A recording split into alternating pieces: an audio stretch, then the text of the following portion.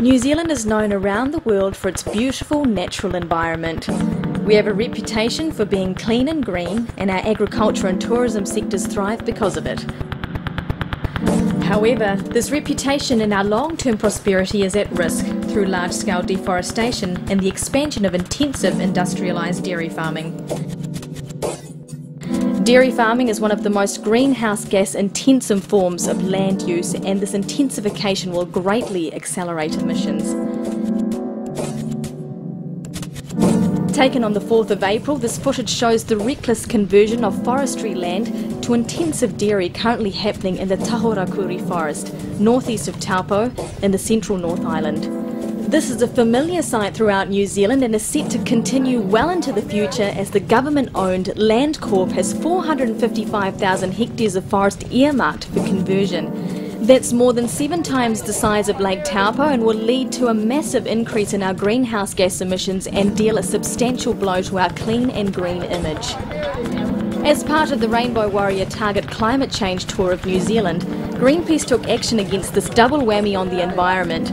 30 volunteers from around the North Island replanted almost 2,000 native trees on land leased and recently converted by Landcorp to intensive dairy.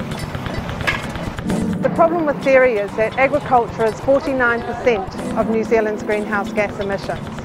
At the moment, dairy is the fastest growing sector in agriculture.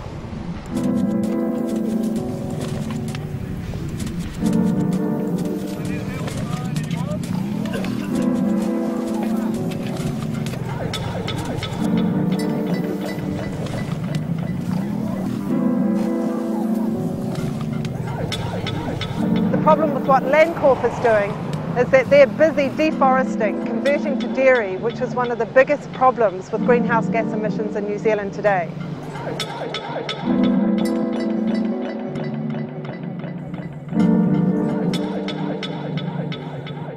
What Landcorp is doing here by converting from forest to dairy is intensifying and expanding the problem.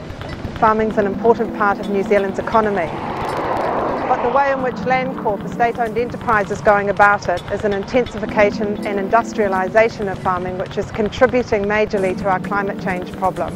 What we need is environmentally sound and sustainable farming practices in New Zealand today.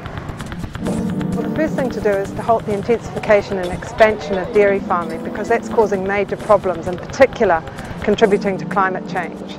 The second thing we have to do is ensure that agriculture is brought into the emissions trading scheme within the next 2 years.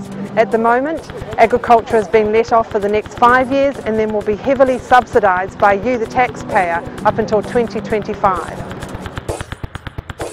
Our economy is reliant on a healthy natural environment, and this expansion threatens not only the climate through massively increasing emissions, but also through the contamination of our land and waterways.